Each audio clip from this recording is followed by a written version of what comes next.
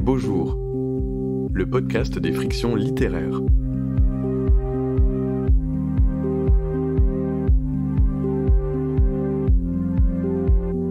Cela fait maintenant 30 ans qu'Hervé Guibert nous a quittés, emporté par les effets du sida à 36 ans, laissant derrière lui une œuvre fascinante qui occupe une place unique dans la littérature française et que redécouvrent aujourd'hui de nouveaux lecteurs. On a tout dit de Guibert, l'enfant terrible et subversif, à la fois doux et provocateur, précurseur dans l'autofiction, auteur de romans, nouvelles et récits, mais aussi de photographies où surgissent avec éclat tous les protagonistes et les objets d'un petit théâtre personnel parcouru par le désir. Écrivain et journaliste à Libération, Mathieu Lindon était très proche d'Hervé Guibert, apparaissant de manière récurrente dans plusieurs de ses romans. Si Lindon est resté plutôt discret sur cette amitié qu'il a commencé à aborder dans ses romans avec le sublime Ce qu'aimer veut dire, Hervé Lino, qui vient de sortir au printemps 2021, revient sur cette amitié hors norme.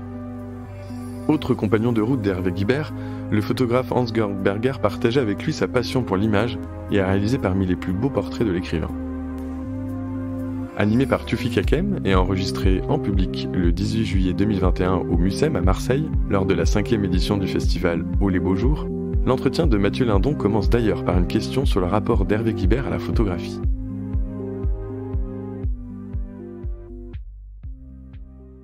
Hans-Georg a pris 3 photos de nous deux ensemble. Une à la Villa Napoléon à l'île d'Elbe, dont il m'avait donné un tirage que je connais depuis toujours.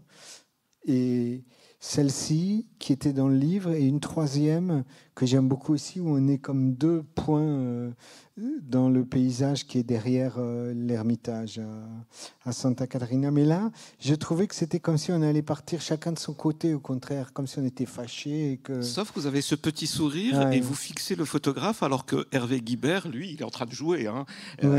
Il a oublié le photographe. D'ailleurs, Hervé Guibert, qui a beaucoup écrit sur la photo, qui était lui-même photographe, comment il considérait la photo? Est-ce que pour lui, c'était un instantané du réel? Ou est-ce que ce qu'il a développé en littérature, c'est-à-dire l'autofiction, commençait par cette photo? C'est-à-dire faire de la mise en scène, assumer une mise en scène?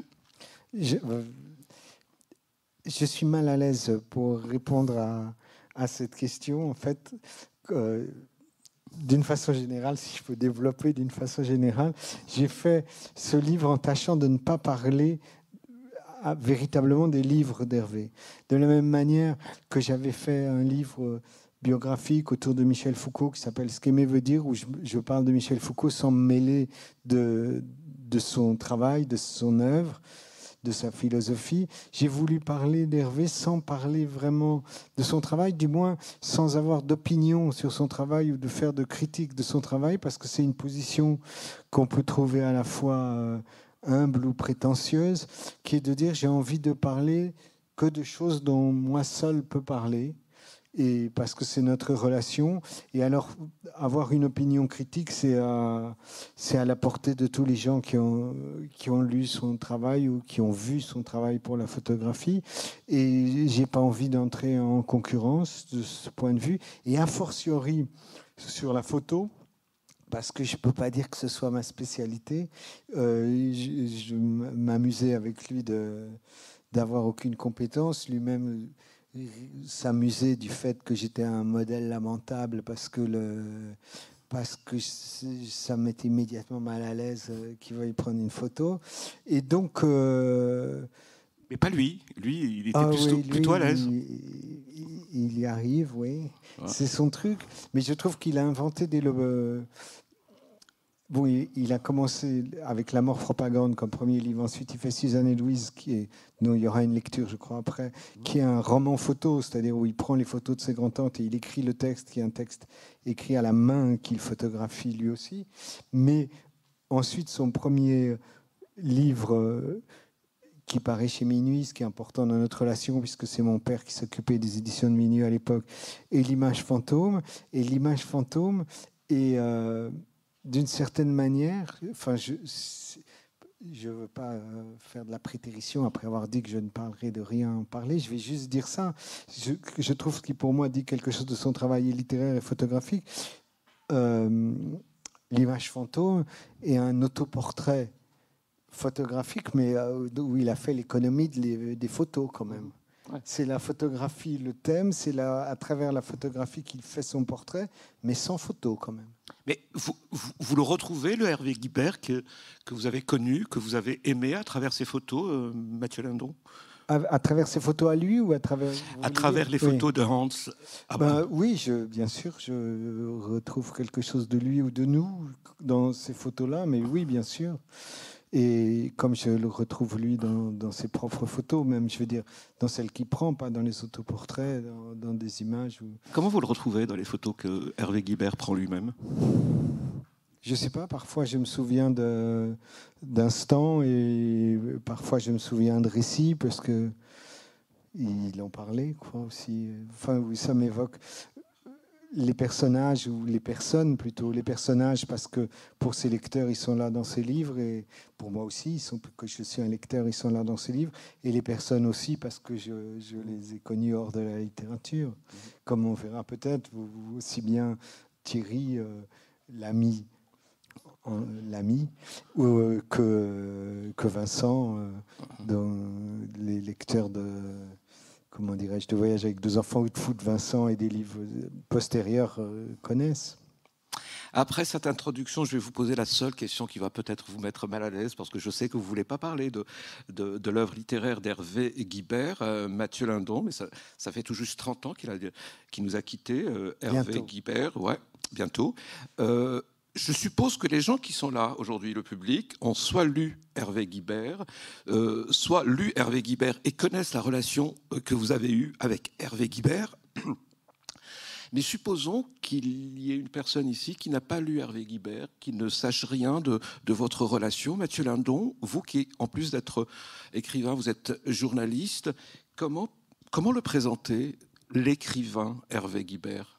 Qu'est-ce qui a fait que 30 ans après sa mort, il est toujours aussi important, toujours étudié? Pourquoi d'autres générations s'emparent de ses textes? Qu'est-ce qu'il a inventé? Est-ce qu'on peut dire il a inventé l'autofiction? Ce serait quand même tout à la fois vrai, mais un peu réducteur. Comment le présenter, Hervé Guibert? J'en sais rien. J'ai une réponse... J'espère que c'est vous qu'elle mettra en colère cette fois-ci ou mal à l'aise alors. Il serait de bonne politique que je me venge. Non, je ne sais pas. Je crois qu'il n'y a pas besoin d'avoir inventé quelque chose ou de ceci ou de cela. On dit pourquoi tous les écrivains du passé, d'une façon générale, ils sont là pourquoi? Parce qu'ils avaient du talent. Pas tous. Ceux qui survivent, ils avaient du talent, et c'est ça que les choses se décantent avec le temps, et son talent apparaît. Et je pense qu'il apparaît même plus qu'il n'est apparu de son vivant. Il y a quelque chose de triste à ce qu'il n'ait pas profité Il a une gloire posthume supérieure à la gloire qu'il a eue de son vivant, et qui lui aurait fait pourtant tellement plaisir. Mais c'est toujours compliqué de dire pourquoi. Je ne sais pas. Comment dire, je compare avec des choses, ça peut être ridicule, mais je me dis pourquoi, si vous allez m'expliquer pourquoi Racine ou Montaigne, on les lit maintenant, et on peut l'expliquer, il y a mille raisons, mais on peut donner une raison, et les 99% des lecteurs de Montaigne ou de Racine vont dire mais c'est pas du tout pour ça, c'est tout à fait autre chose aussi bien, je sais pas, il me semble que c'est la qualité des textes, et oui, et que le temps a fait son travail, et qu'en plus de son vivant, pour les livres qui l'ont rendu célèbre, et qui sont d'ailleurs très bons aussi, mais qui ont un peu obscurci l'œuvre précédente, pour les livres du sida, il y a eu pour la trilogie du sida, c'est-à-dire L'ami qui ne m'a pas sauvé la vie, Le protocole compassionnel et L'homme au chapeau rouge, c'était une époque... telle dans la lutte contre le sida qu'il y avait beaucoup de gens qui trouvaient qu'ils ne se battaient pas contre le sida comme il fallait le faire, qu'il n'aurait pas fallu parler du sida comme ça, que c'était contre-productif, que c'était politiquement pas bien, que c'était ceci ou cela. Et puis les années ont passé et ça reste. Voilà, c'est tout ce que je peux dire. Le titre de votre roman, c'est Hervilino, c'est-à-dire que vous mettez, vous l'appeliez ainsi, hein, et on comprendra tout de suite, puisque c'est quand même une partie de votre relation, c'est la partie italienne, hein, c'est quand vous étiez à la Villa Médicis, avec une année de décalage, mais on va dire que vous allez passer 3 ans à Rome, et vous dites, Mathieu Lindon, que vous avez préféré, que vous partez à partir de ce prénom affectueux que vous lui donniez pour parler de l'intime, parce que Hervé Guibert est devenu maintenant un écrivain qui appartient à tout le monde, à ses lecteurs, à ses critiques, à d'autres écrivains. Vous, avec ce témoignage, avec ce livre, vous voulez parler de l'intime, de ce Hervé Guibert qui n'appartient qu'à vous. Oui, comme tous ses proches auraient pu faire. Je dis que j'arrivais pas à écrire ce livre et 2 ou 3 éléments m'ont permis de le faire. Et en particulier, quand est ressurgi ce diminutif, oui, qui m'était pas entièrement propre. Je pense que, je dis, les amis qu'il avait à Rome aussi, Eugène Savitskaya, Hans-Georg Berger, l'appelaient, je pense qu'italianisait aussi son prénom, même si moi j'avais l'habitude de faire ça avec tous mes amis et de le faire d'une manière sans doute plus systématique, mais peu importe. Oui, j'étais content d'avoir un nom à moi, parce que justement, je crois qu'une des réussites du travail d'Hervé, c'est que ses lecteurs se l'approprient, et se l'approprient comme Hervé. Enfin, on peut... Des fois, ça vous agace un peu. Oui, je disais ça, parfois ça m'agace, mais à la fois j'ai tort, puisque c'est justement parce que c'est très bien, c'est très réussi, puisque il a voulu créer une proximité, il a tellement bien réussi que les gens s'approprient cette proximité, et de quoi je me mêle, moi, d'être énervé. Et à la fois, j'étais content que Hervé ne soit pas le comble de cette proximité, d'avoir un nom à moi qui dise quelque chose de notre lien, quoi. Et c'est ce que j'ai voulu faire dans le livre. D'autant plus qu'en définitive, j'ai connu Hervé en 1978, il est mort en 1991, et lui a été à la Villa Médicis comme pensionnaire de fin 87 à fin 89, moi de fin 88 à fin 90, si ce n'est qu'il est resté, ma 2e année, j'avais un grand appartement dans lequel il est resté, donc lui est resté 3 ans jusqu'à fin 90, on a quitté la villa 15 mois avant sa mort, donc son état, en vérité, s'est dégradé tout au long de ces années-là. Il a publié à l'ami qui ne m'a pas sauvé. Il a écrit à l'ami qui ne m'a pas sauvé à la villa, l'a publié pendant que lui n'était plus pensionnaire, je pense, quand le livre est paru, mais il était toujours à la villa. Et oui, j'ai voulu parler. Je me suis limité à parler de ces années italiennes. C'est-à-dire que les 10 premières années de notre relation, je les ai passées à Las, en vérité. J'ai parlé de Rome parce que il y avait quelque chose de très spécial pour moi à parler, sinon de choses dont Hervé avait parlé lui-même. Je n'allais pas faire le match, raconter ma version ou des choses, je ne sais pas, ça ne m'intéressait pas. Il n'a pas trop parlé de la villa. Il a fait l'incognito sur sa première année à la villa, mais j'y étais pas, moi, même si j'interviens un peu. Et ensuite, j'ai voulu parler de ces années-là parce que je ne m'en rendais pas compte sur le moment, mais ça a été une période d'intimité encore plus grande, puisque la dernière année, même si on passait la moitié du temps à Paris, on faisait beaucoup de voyages, on a habité ensemble dans un grand appartement. Il y avait un grand logement, comme on dit, à la Villa Médicis. 2 étages. 2 étages. Donc, et donc, vous l'avez vu écrire, vous l'avez vu absorbé par l'écriture. Vous avez vu Hervé Guibert ne cessant pas d'écrire pratiquement. Oui, souvent, il écrivait beaucoup. C'était étonnant de le voir écrire quand son état se dégradait. Mais ça a duré encore jusqu'à la fin. Je crois qu'il a écrit énormément. C'est pour moi, alors pour le coup, je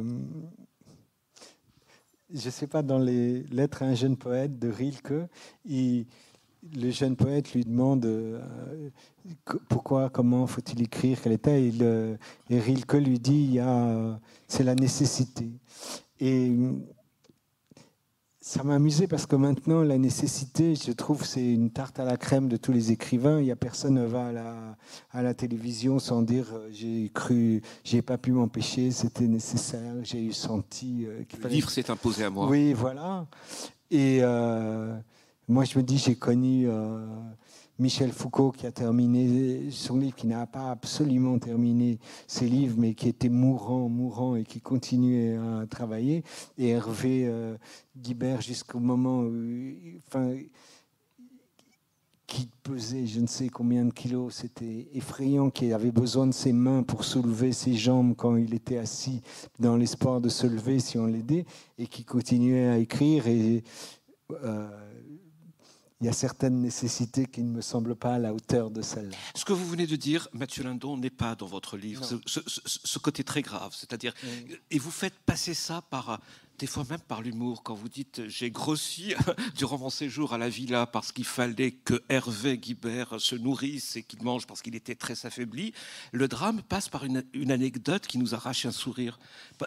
En toute complicité avec le lecteur, parce qu'on sait de quoi il s'agit en réalité. Oui, Hervé donc était malade et maigrissait énormément, et donc on est nés tous les deux en 55, donc en 88 on avait 33 ans, et je crois qu'on prenait la première année, on prenait le petit déjeuner chacun de notre côté, mais après on déjeunait ensemble tous les jours, on dînait ensemble tous les jours et on goûtait ensemble tous les jours. Mais c'est vrai que le goûter n'est pas un repas que les trentenaires prennent nécessairement si régulièrement, et donc on essayait de faire en sorte que, Hervé essayait de ne pas maigrir et maigrissait quand même. Et moi, j'ai grossi. Ce que je racontais à un ami, qui a été décisif pour moi pour faire le livre, alors que j'avais des notes, j'avais 1000 choses que je voulais raconter, mais je ne savais pas comment mettre les choses en ordre. J'avais des passages, mais qui me semblaient sans aucun intérêt. Ça ne vivait pas, je ne sais pas. Et je lui dis ça, que le directeur de la villa, qui ne m'aimait guère, et quand on est parti, la seule chose qu'il m'a dite, c'est vous avez grossi. Et quand je raconte ça à Rachid, mon ami, il me dit mais tu devrais raconter ça. Grossir pour son ami, c'est magnifique. Et ça m'a plu parce que évidemment, j'aurais jamais vu les choses comme ça, et ça a été en vérité un élément décisif. Je me suis dit mais oui, ça m'a aussi recentré entièrement sur Rome, sur ces années-là. Et vous le vouliez solaire, ce livre, alors que c'était quand même les années les plus dures d'Hervé Guibert. Il est très solaire en réalité. J'espère. Mais je raconte notre relation. Je pense que c'était ça. Notre relation. À Hervé et moi, ouais. Oui. Et comme dans ce qu'Aimé veut dire mais aussi, comment définir cette relation, Mathieu Lindon? Mais... Je suis désarmé parce que d'une part, vous refusez la définition de Michel Foucault, c'est-à-dire une amitié amoureuse avec Hervé Non, Guibert. je refuse pas. Vous vous posez la question, est-ce que c'est ça? Est-ce que, en tout cas, vous refusez la formule amitié littéraire, alors que la littérature est très présente. La littérature. Et vous faisiez lire ses manuscrits, vous aussi. Surtout lui, parce que moi, j'ai pas écrit beaucoup de son vivant, mais je refuse. Alors pour le coup, pourquoi je refuse une amitié littéraire? Là, c'est pas du tout. Tout à l'heure, j'ai dit ça peut être par modestie ou par prétention que je fais ceci. Là, c'est pas du tout par modestie. C'est que je trouve que l'amitié que j'ai eue avec lui est beaucoup plus forte qu'une amitié littéraire, quoi. Une amitié littéraire fait partie de la relation qu'on a eue, mais non. Michel Foucault, ce qu'il nous dit, il me dit une fois, mais en fait, Hervé, vous êtes amoureux. C'est même pas une amitié amoureuse, oui. Et oui, j'en sais rien, mais c'est ce que j'avais essayé de faire aussi dans ce qu'Aimé veut dire, de dire que ces relations amoureuses, amicales, affectueuses, en vérité, le nom qu'on leur donne n'importe guère. Ce que j'ai voulu décrire, c'est la relation elle-même. Et pareil, je peux dire pour Hervé ce que j'avais dit pour Michel Foucault, c'est une grande chance de l'avoir connu, et donc c'était très joyeux, et toujours ça a été très joyeux, mais que c'était une grande chance de l'avoir connu, mais c'était de le connaître quand même, la grande chance. Quoi. De connaître Hervé Guibert, et pas l'écrivain Hervé Guibert. Présent, quoi, pas qu'une fois qu'ils sont morts, c'est une autre affaire, bien sûr, c'est très bien Je suis heureux qu'on ait été amis, mais bon, c'était mieux quand on était amis que de l'avoir été. Ouais. Mais le fait de dire que amitié littéraire, ça vous dérange, vous allez un peu plus loin, parce que c'est ça qui est étonnant dans votre... Je ne me souviens pas, non. Mais je trouve que c'est en deçà de la réalité, c'est tout. Non, ce que vous dites... Par exemple, quand il m'avait donné le manuscrit d'un ami qui ne m'a pas sauvé la vie, où il raconte que Michel Foucault lui demande de détruire son livre Infini en telles circonstances. Alors lui, il dit qu'il a refusé. Et vous dites, moi, si on m'avait demandé, je l'aurais fait, j'aurais détruit. Et d'ailleurs, vous allez être confronté à ça quelques années plus tard, c'est-à-dire sacrifier la littérature pour l'amitié. Mais en l'occurrence, il ne m'a pas demandé, Michel Foucault, et Hervé non plus, pas vraiment. Je ne sais pas, mais je trouve que le cas d'Hervé est très différent parce qu'il s'est vraiment vu mourir, il savait que ça allait être très rapide, il a publié énormément de livres les dernières années, y compris des textes anciens, il a repris des choses, il a corrigé des nouvelles versions, il a laissé des instructions très précises sur les choses posthumes. Et donc c'est vrai que juste après la mort d'Hervé, je me suis dit tout ce qui n'est pas... tout ce pourquoi il ne dit rien à la trappe, quoi. Je trouve. Mais ce qui était bête, mais à la fois, c'était pas à moi de m'en occuper et j'étais très content de ne pas m'en occuper. Mais il a bien fait, Hervé Guibert, d'après vous, de ne pas avoir détruit le manuscrit de Michel Foucault. Mais ça ne s'est pas posé, donc je ne sais pas s'il l'aurait fait. Ce que je dis, c'est que j'en sais rien de ce qu'il aurait fait, puisque ça s'est pas du tout posé. Michel, il lui a jamais demandé ça. Ouais. Mais ce que j'aime, ce qui me plaît, je crois que ça, je le raconte dans le livre, c'est qu'il pouvait avoir... je pense que ma relation à moi ma réaction était plus banale d'être juste... de me soumettre à ce qu'on me demandait. Et de la même manière, il y a un livre, je ne sais pas si c'est pas Voyage avec 2 enfants, où il raconte qu'il est à un dîner où tout le monde dit qu'est-ce qui se passerait si on apprenait que son meilleur ami, la personne qu'on aime le plus, projetait un attentat ou faisait ceci ou voulait. Et Hervé dit, bon, je le dénoncerai immédiatement. Ouais. Et je disais, je ne sais pas s'il le ferait, puisque ça ne se pose pas. Mais ça m'amusait d'avoir cette réaction qui n'est pas celle que la plupart des gens auraient. Est-ce qu'aujourd'hui, Mathieu Lindan, quand vous pensez à Hervé, la littérature d'Hervé est présente aussi dans votre rapport à l'ami ? Est-ce que ce qu'il a écrit, est-ce que ce qu'il a publié, oui, ça l'est d'une manière que je ne suis pas capable de déterminer, parce que dans l'idée que j'ai d'Hervé, il y a tout ce qu'il a écrit, c'est comme ça. C'est comme ça qu'on s'est connus même. On s'est rencontrés parce que Michel Foucault a voulu nous faire nous rencontrer en 1978. Ouais, en 1978. Et je m'occupais à l'époque de la revue Minuit. Et cette première fois où on a parlé, je lui ai demandé des textes pour la revue. Et tout de suite, il en a donné plus que n'importe qui, à part peut-être Eugène Savitskaya. Mais justement, ils se sont liés, eux aussi, par la revue. Et donc, la littérature est partie intégrante de notre lien, ça, bien sûr. C'est-à-dire les premiers textes qui vous donnaient ont renforcé l'admiration ou l'attirance que vous aviez pour Hervé Guibert Mais il n'avait pas publié à l'époque. Peut-être qu'était publié La mort propagande, que j'ai lu là. Il a donné des textes pour la revue. J'ai trouvé ça, oui, très bien. Très bien. Et même tout de suite, il en avait énormément, donc il m'en avait fait lire beaucoup pour choisir lesquels. des textes que j'ai vus réapparaître 30 ans après, justement, 30 ans j'exagère, puisque c'est de son vivant, mais 10, 15 ans après, quand, dans les livres qu'il a publiés juste avant sa mort. Mais donc je ne saurais pas faire la différence, je ne sais pas, c'est un élément de la relation, quoi. C'est comme je ne sais pas si on couche avec quelqu'un et puis qu'au bout de quelques années on arrête et je sais pas, et qu'on reste on est amis pendant 30 ans, est-ce qu'on va dire est-ce que quand vous pensez à lui, vous pensez à comment vous faisiez l'amour avec lui? Je sais pas, ça a fait partie. C'est un élément, en effet. Non, mais pas y ce que je voulais vous dire, mais je voulais dire, est-ce que son écriture, son style, faisait partie aussi de son charme pour vous? Oui, bien sûr. Enfin, je l'ai connu.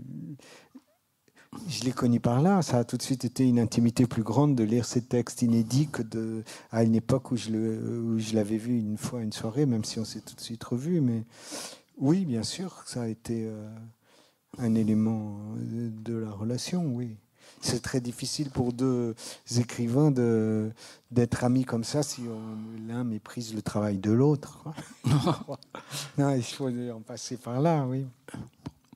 Et est-ce qu'il y avait d'autres écrivains qui peuplaient un peu votre univers, des écrivains de votre génération? Il y a Eugène Savitskaya, bien sûr, qui avait publié des textes dans la revue avant que je rencontre Hervé, mais qui habitait Liège, enfin qui est belge et qui habite toujours en Belgique, même si plus à Liège. Donc que je voyais pas, je l'avais pas vu, mais en définitive, oui. Et Hervé a été fou des textes d'Eugène, et ils se sont rencontrés via aussi la revue, je crois. Et, enfin, un des textes posthumes dont Hervé autorisait la publication était les lettres à Eugène, cette correspondance, et qui est paru chez Gallimard ou à l'Arbalète il y a quelques années, et qui m'a touché aussi d'ailleurs. Et puis Eugène et Hervé ont été à la Villa Médicis 2 ans, les 2 mêmes années. En fait, Hervé avait eu cette idée de se dire que ça existe, la Villa Médicis. On est en droit de poser sa candidature. Posons tous les 3 notre candidature. Ce qu'on a fait, et Hervé et Eugène l'ont eu, et moi pas.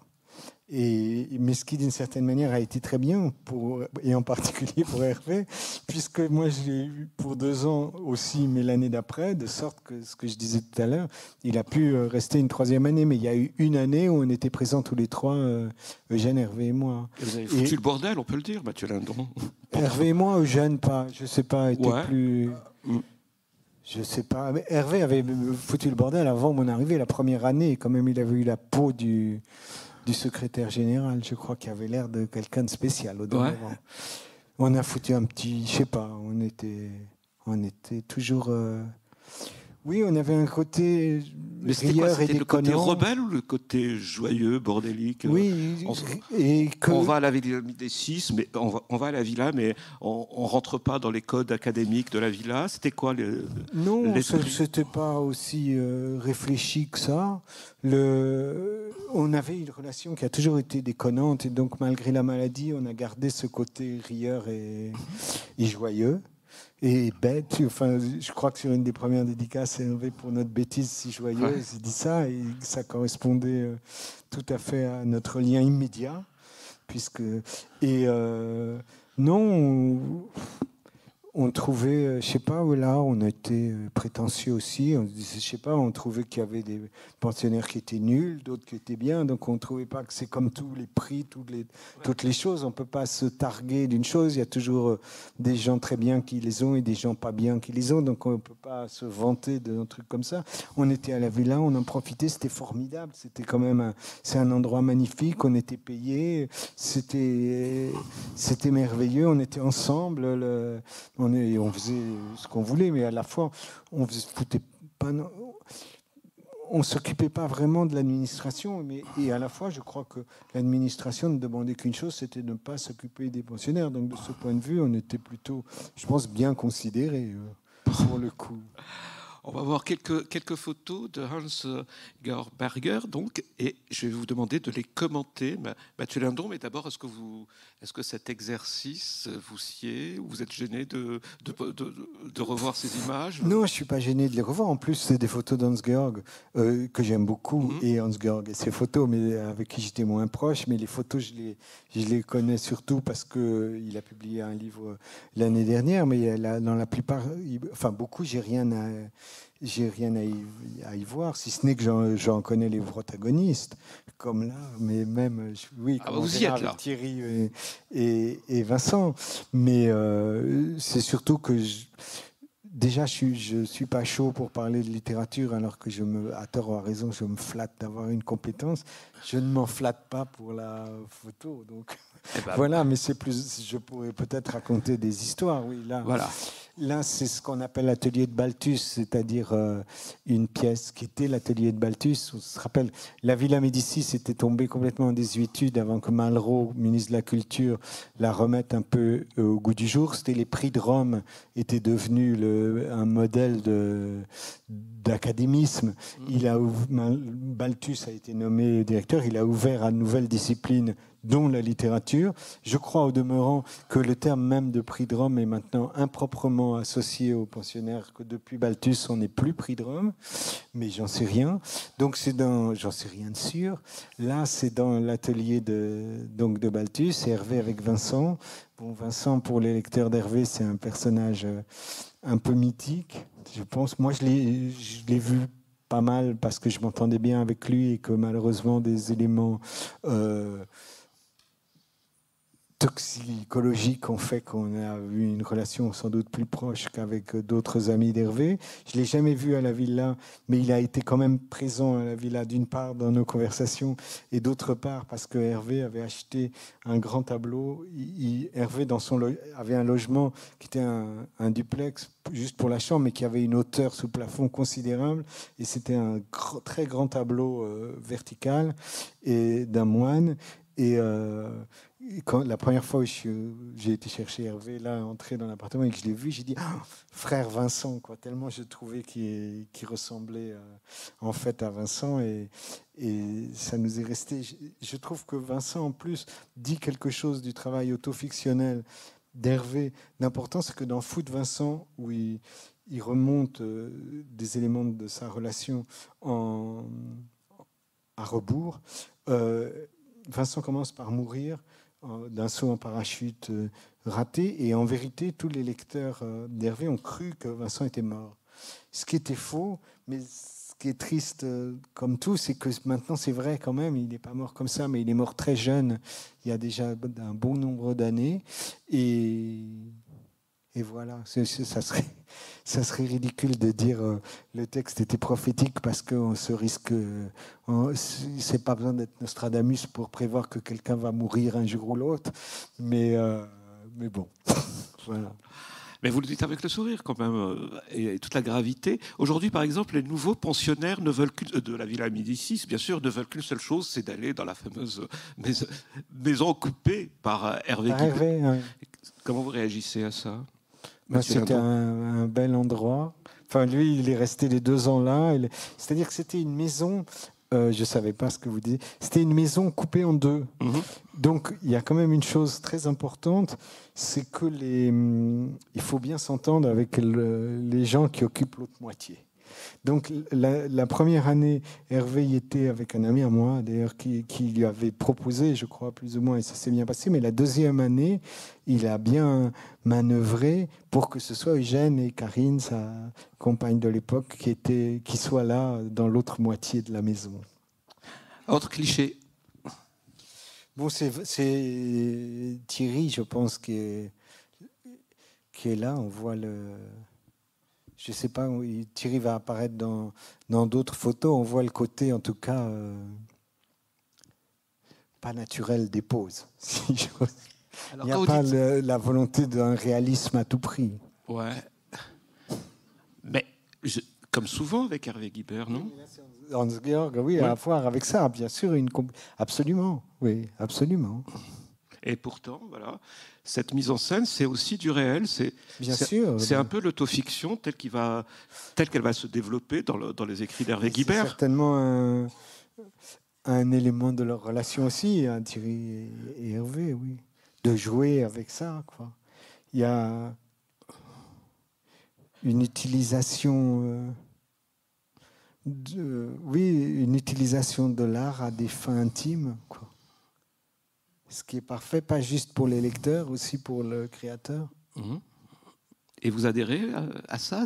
Est-ce que vous étiez d'accord surtout avec Hervé Guibert? Parce que vous dites dans ce livre, Hervé Lino, Mathieu Lindon, que contrairement par exemple à Michel Foucault, qui était le professeur, le philosophe, avec Hervé Guibert, vous pouviez vous disputer, et vous vous êtes disputé très souvent. Oui, on s'agaçait beaucoup. Mais c'est à propos des garçons, de la drague, ou à propos aussi de la littérature et des idées? Non, pas de ça. On s'agaçait, quoi, comme quand on partageait l'appartement. C'est comme mais pour des problèmes domestiques, ou y compris pour des... Oui, parce que parfois, je sais pas, que je disais qu'on déjeunait, on goûtait, on dînait tous les jours ensemble, alors parfois, on avait des indigestions de repas, quoi. On en avait assez, quoi. On était énervés au moindre truc, mais oui, on était énervés souvent.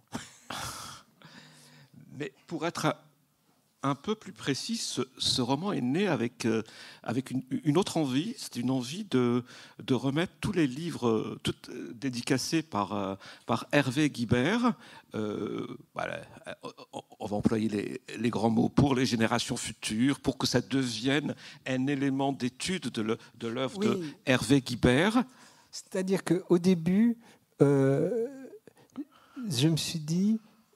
Quand j'ai lu Le Mausolée des Amants, le journal d'Hervé, qui est paru 10 ans après sa mort, comme il le proposait, peu de temps après, je me suis dit, j'ai été bête, j'aurais dû mettre des notes partout sur les éléments que moi seul peux éclaircir, comme je trouve aurait dû le faire Hans-Georg, Christine, des éléments, enfin bon.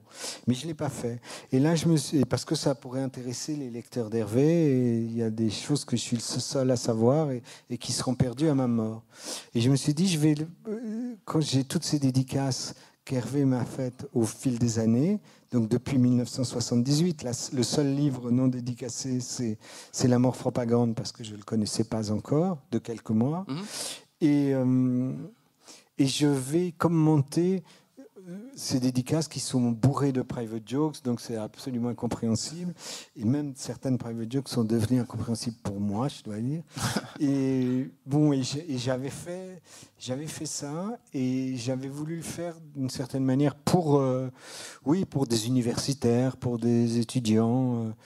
Et donc le faire d'une manière assez sobre et rigoureuse et distante. Et tout, et je l'ai fait lire à Rachid, mon ami, et à Corentin, je crois, et qui ont trouvé que c'était un peu sobre et rigoureux et distant comme je l'avais souhaité, mais que c'était dommage, quoi. Et alors, j'ai voulu lui faire plus chaleureux, enfin plus juste, plus conforme à la relation, plus exactement. Je me suis dit que qu'est-ce qui me prenait tout à coup d'être tellement généreux avec les universitaires et les étudiants et de m'occuper des générations futures. Il y avait quelque chose que j'ai trouvé étrange. Et je me suis dit, non, j'ai envie de parler d'Hervé. Donc j'ai fait le livre sur Hervé, notre relation. Et ce qui a pris sa place, ce qui m'a plu alors d'un point de vue à la fois intime et littéraire, c'est de dire je vais garder les dédicaces en sabrant dans mes commentaires. Et puisque je raconte que les années romaines qui sont la fin de notre relation, les dédicaces depuis 1978 jusqu'à sa mort, mais en tout cas et a fortiori jusqu'en 88, qui est l'époque où commence mon récit, 88 ou 89, vont dire notre relation. Ce sont des dédicaces très particulières, et donc je pense que les lecteurs, j'ai pas à la décrire sur toutes ces années, la relation, parce que ces dédicaces, et peut-être une partie des commentaires, le font. Et comment dirais-je, ça m'amusait, pour le coup, j'ai trouvé dignes de lui au double sens que c'est lui qui les a faites, quoi, quand même. Mais dignes de les publier, et dignes, je trouve que, comme j'ai dit, il avait fait avec l'image fantôme un autoportrait photographique où il s'était abstenu de mettre la moindre photo, cependant. Je trouvais qu'il y avait une invention narrative à raconter 10 ans de notre relation juste à travers les dédicaces. Ouais, je me disais, ça n'a pas été fait souvent, quand même, comme principe narratif. Et ça donne ce beau livre. Quand je dis que ça donne ce beau livre, c'est parce que vous commencez par un texte très intime où vous parlez, et puis au fur et à mesure que vous parlez de lui, on l'imagine. Et puis, à la fin du livre, commencent justement ces dédicaces que vous publiez, comme si vous avez rejoint, parce qu'on a ses mots, mais on a aussi son écriture. Oui, mais comme il avait fait Suzanne et Louise avec son écriture, dès que j'ai pensé aux dédicaces, immédiatement, ça a été son écriture. C'était photographier les pages. Oui, j'ai pas pensé les retranscrire à la machine. Non, ça a été immédiatement ça, son écriture, parce qu'évidemment, elle dit quelque chose de lui. Et du fait de Suzanne et Louise, je trouve que les fans, les bons lecteurs d'Hervé Guibert, ils la connaissent déjà, son écriture. Et c'est cette rencontre entre vos deux écritures qui m'a le plus touché, Mathieu Lindon. Est-ce qu'à un certain moment, vous avez imaginé écrire un livre ensemble, où ça ne se faisait pas à l'époque, où jamais l'idée ne vous a effleuré l'esprit? Je crois que jamais elle nous a effleuré l'esprit. C'est-à-dire qu'il fallait partager tout, mais sauf la littérature. En tout cas, le fait de publier ces dédicaces d'Hervé Guibert permet aussi au lecteur de se faire une idée de votre relation. Par exemple, pour l'Incognito, il vous dit Mathieu, tu avais bien raison, ce livre est médiocre et vulgaire, nullard, pathétique, mais toi, je t'aime et je t'embrasse, Hervé. Un élément de notre relation, c'était qu'il me faisait lire ses manuscrits et ensuite les épreuves. Et donc pour l'Incognito aussi, mais l'Incognito, il me l'avait annoncé comme le chef-d'œuvre des chefs-d'œuvre, que j'allais me tordre de rire, que ça allait être super, de sorte que j'avais été déçu. J'avais dit aucun des mots qui me reprochent, et j'avais fait des blagues supplémentaires, d'ailleurs, qu'en voyant la dédicace. Et c'est d'autant plus étrange que j'ai relu l'Incognito une dizaine d'années après la mort d'Hervé, quand j'ai fait un texte sur lui, ainsi que sur d'autres écrivains, un petit livre qui s'appelle « Je vous écris ». Et le livre m'a beaucoup plu. Mais oui, l'élément central aussi littéraire, c'était ça quand même, de lire les manuscrits et les épreuves, quoi. Ça, c'est sûr. Cette confiance. Une autre photo, Mathieu Lindon. Bon. Elle me plaît aussi parce qu'il a parfois une image en vérité relativement austère. Hervé Hans-Georg dit que cette photo était dans le bureau de Michel Foucault jusqu'à sa mort. Alors c'est vrai ou pas? J'en sais rien. Mais le fait est que j'en ai aucun souvenir. Vous êtes très poli pour dire non, c'est pas vrai. Non, mais... Parce que c'est compliqué, parce que même ce qu'on appelle le bureau de Michel Foucault est sujet à diverses interprétations qui ne sont peut-être pas de mise là. C'est le perroquet Clotilde d'Hans-Georg était un élément, un habitant important de Santa Catarina. Et on voit qu'il s'entendait très bien avec Hervé. Une datation des photos, malheureusement, toujours aussi, et les cheveux d'Hervé. Parce qu'il y a un moment où il se fait couper les cheveux. Pour moi, qui me rend compte de rien, c'est pas très important. Mais je sais que c'est ancien parce qu'il raconte dans L'ami qui ne m'a pas sauvé la vie combien Musil, c'est-à-dire Michel Foucault, est estomaqué le jour où il voit ça. Michel étant mort en 1984, ces photos sont très anciennes. Bon, voilà. On voit que ça, oui. On voit qu'il mérite bien son titre de l'ami, pas celui qui n'a pas sauvé la vie, mais le vrai ami, l'ami échappé du roman général, comme il est dit en dédicace de l'image fantôme, Thierry, le beau Thierry.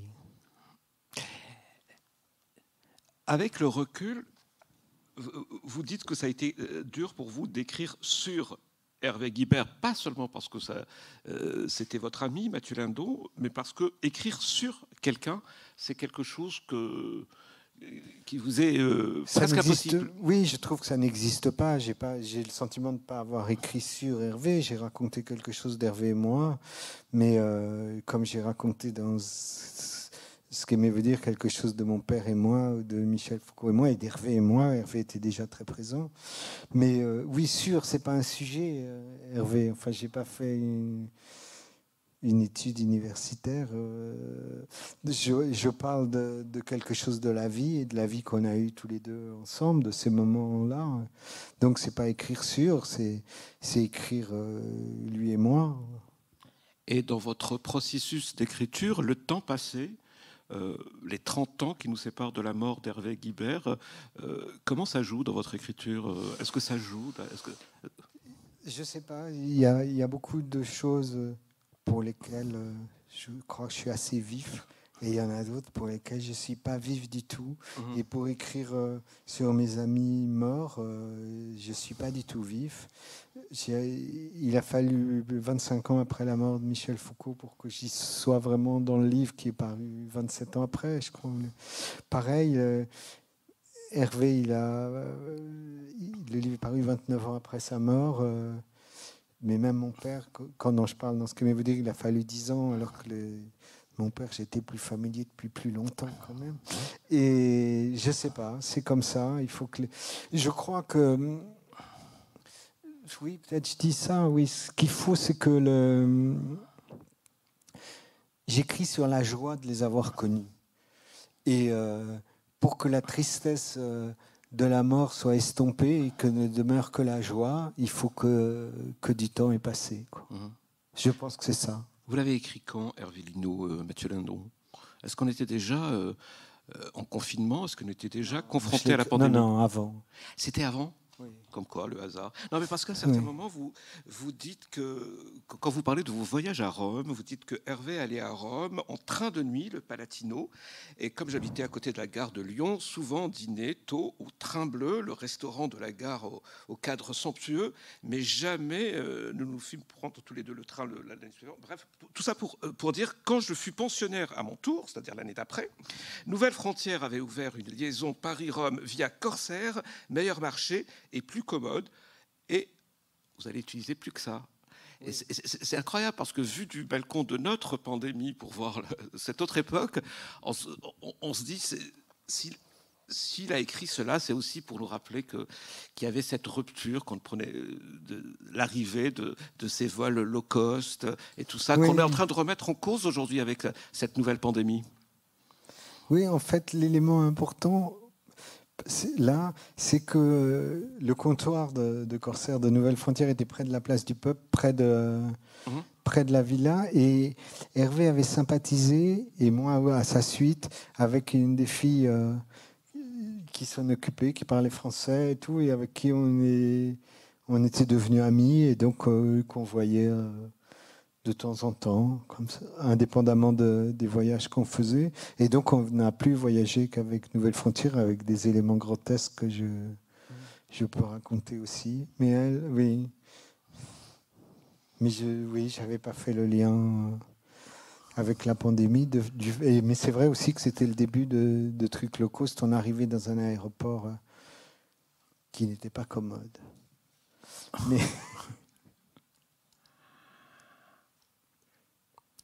Bon, je ne peux dire que la même chose, c'est encore Thierry que la lumière rend moins magnifique là, mais dont on voit que manifestement il n'est pas pris au dépourvu, il accepte les mises en scène. Ouais.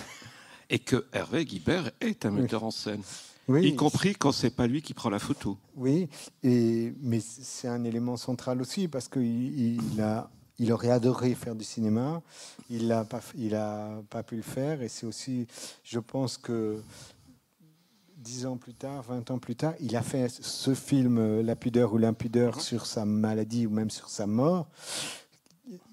Mais le film, comme il aurait voulu faire avec Isabelle Adjani, qui justifier leur fâcherie, leur brouille.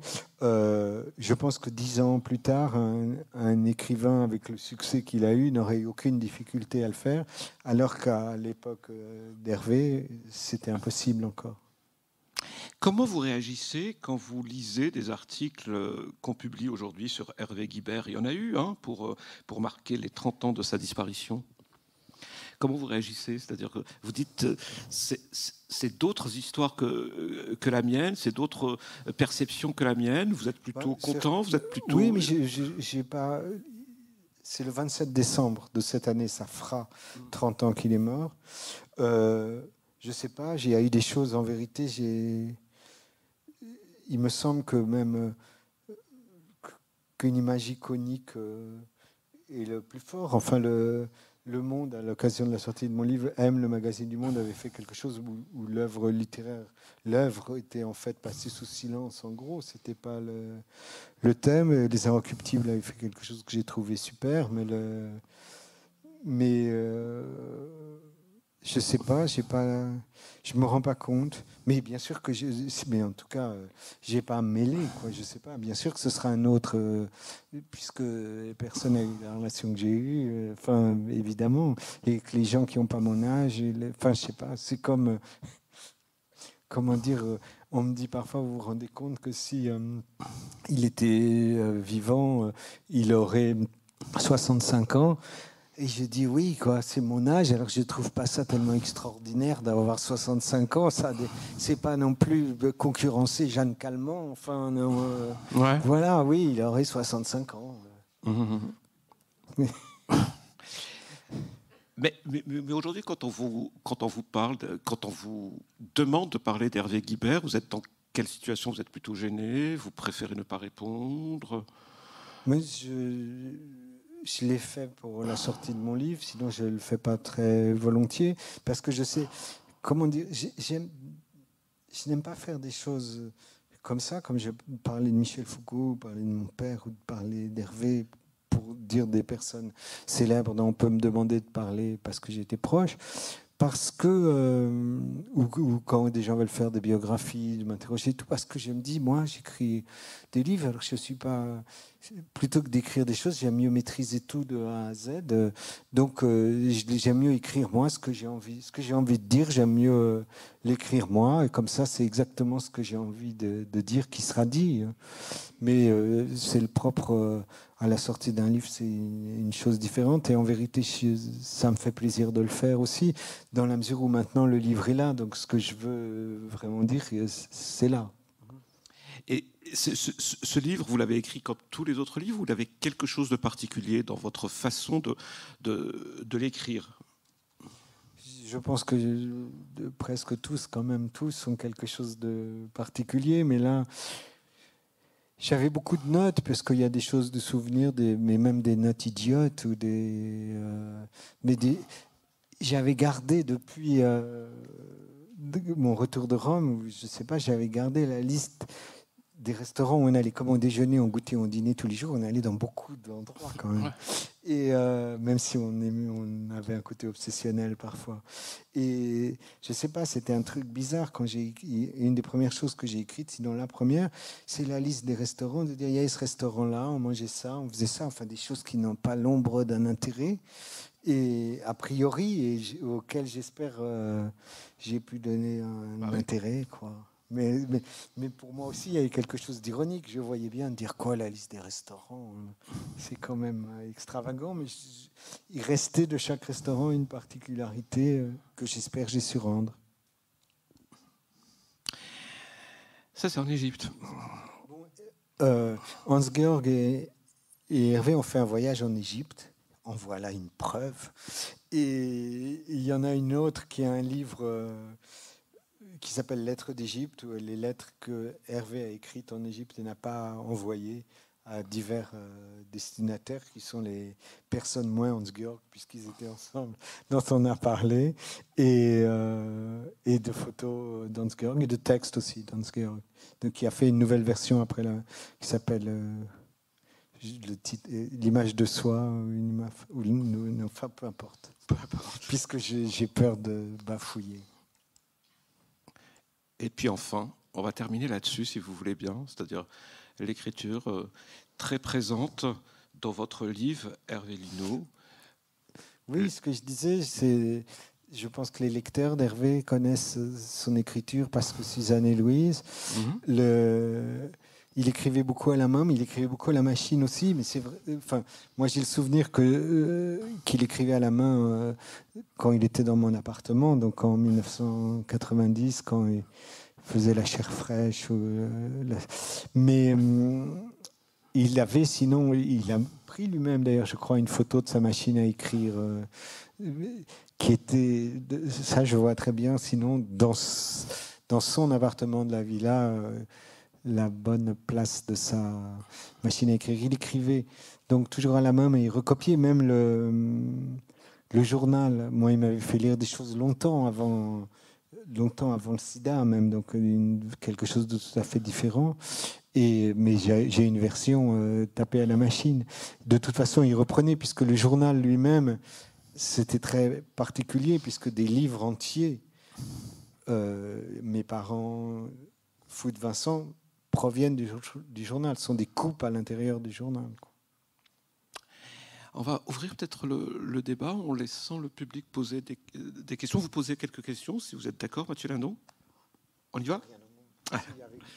Est-ce qu'il y a des questions pour Mathieu Lindon, même si autour, alors je vois rien. Et là.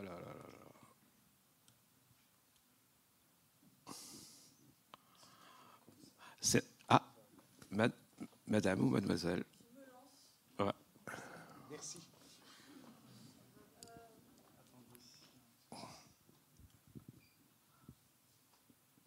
Oui, bonjour Mathieu Lindon. J'ai beaucoup aimé votre livre. Mais c'est vrai que c'était intéressant dans le débat quand il a été dit que finalement, vous avez dit que finalement c'était une manière nouvelle d'écrire une relation que de partir des dédicaces.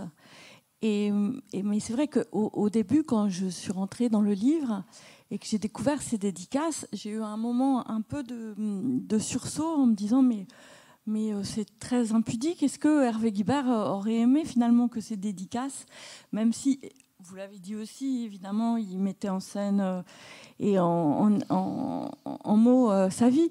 Et j'ai eu ce moment-là, écrivant moi-même et en voyant des dédicaces parfois extrêmement personnelles aux gens, je me suis dit, mais est-ce que j'aimerais qu'elles soient publiées voilà, par un autre. Comment vous êtes forcément posé cette question. Oui. Donc, comment vous l'avez résolu ? Vous l'avez évidemment résolu puisque vous les avez publiés, mais quelle a été la discussion entre vous et vous-même ? Non, d'une part, je dis à un moment dans le livre aussi des choses que je pense que, quoi qu'il en ait pensé, Hervé m'aurait pardonné ou justifié par amitié et générosité de toutes les manières. Je pense qu'il aurait été mal avisé de reprocher l'impudeur d'un autre côté en tant que... Mais absolument, enfin je ne sais pas si lui il l'aurait fait, mais comment dire ? Il y a deux choses différentes. D'une part, il est mort. C'est très triste, mais rien ne lui fera de mal, de toute manière. D'autre part, c'est très difficile de savoir non seulement ce que les gens auraient voulu, mais je ne sais pas, quand on écrit, c'est quelque chose que j'ai toujours senti, je pense que lui aussi, dès qu'on touche à quelque chose de réel ou qui apparaît réel, les gens en cause toujours sont... les réactions sont absolument imprévisibles. Donc, je disais dans un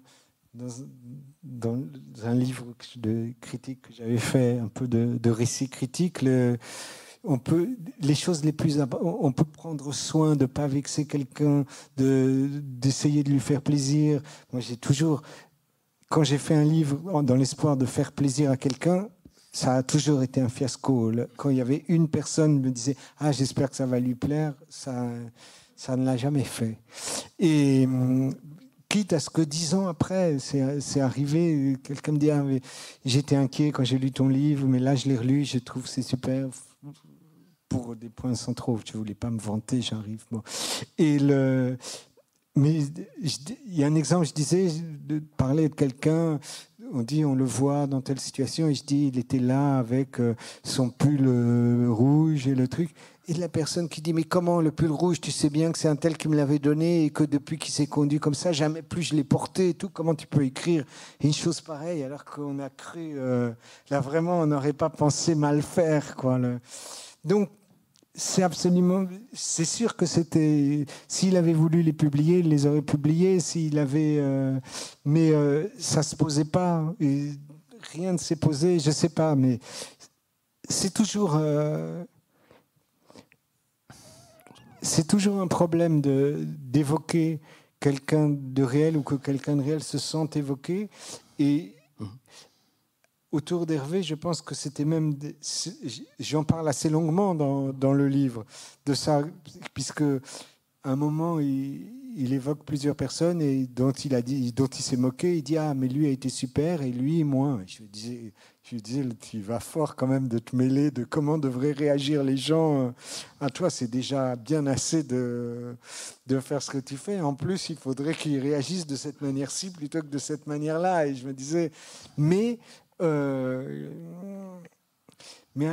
enfin, je sais pas, c'est indéterminable. Je vous dis, plusieurs fois, j'ai cru que j'allais vraiment faire plaisir à quelqu'un. J'étais content de le faire et ça me réjouissait. Et ça n'a pas été cet effet-là du tout. Pour continuer la question, est-ce que vous avez tout publié, toutes les dédicaces ou... Oui, j'ai publié toutes les dédicaces. J'ai sabré dans mes commentaires, où j'ai entré dans beaucoup plus de détails et des choses, mais j'ai publié toutes les dédicaces. Parce que ce que je dis dans le livre, en définitive, je prétendais vouloir le faire pour les universitaires et finalement travailler sur Hervé, mais je me suis dit, je vais le faire pour les gens qui sont intéressés par l'amitié. Et l'amitié, c'est une discipline qui a beaucoup plus de chercheurs encore que Hervé et son travail, quoi. Ce qui est vraiment très bien pour ce livre, et c'est tout l'avantage après tout ce qu'on a écrit, c'est que le Hervé Lino, le bandeau rappelle que c'est vous l'auteur, mais il ne rappelle pas qu'il s'agit d'un livre de votre relation avec Hervé Guibert. Je l'ai mis en 4e page de couverture, quand même. J'étais très embêté justement avec ça, de comment faire la 4e de couverture. Si vous me je dois dire que je ne la connais pas par cœur, malgré le mal que je me suis donné. J'explique que c'est lui. Je raconte une chose. Je raconte une chose que je racontais dans ce qu'Aimé veut dire, qui est que Michel Foucault donc m'avait parlé d'Hervé de telle manière que j'avais envie de le voir, et de toute évidence, il avait parlé de moi à Hervé de telle manière qu'il avait envie de me voir. Et quand on s'est vu dans une petite réception qu'il avait organisée, on était jeunes, plus jeunes que tous les autres participants, on était timides tous les deux, et dans ce grand appartement, ce grand salon de la rue de Vaugirard, Hervé s'était mis dans un coin, et moi j'étais avec un ami, qui était un ami de Michel, c'était comme ça que j'étais là, et j'ai eu le courage, pour moi c'était un courage, d'aller vers lui, et je lui ai dit, comme il était seul dans son coin, je lui ai dit, vous êtes puni, Hervé Guibert. Ouais. Et cette phrase nous est restée aussi, le vouvoiement, la punition et le fait de l'appeler Hervé Guibert, et comme si ce nom était appelé à un grand retentissement et devait rester comme ça. Donc je dis ça, Hervé Lino, je dis que je ne me suis pas senti de raconter toute notre relation, mais ces 2 années-là, oui. Et c'est un très bel hommage à Hervé Guibert. Merci beaucoup. Mathieu Lindon.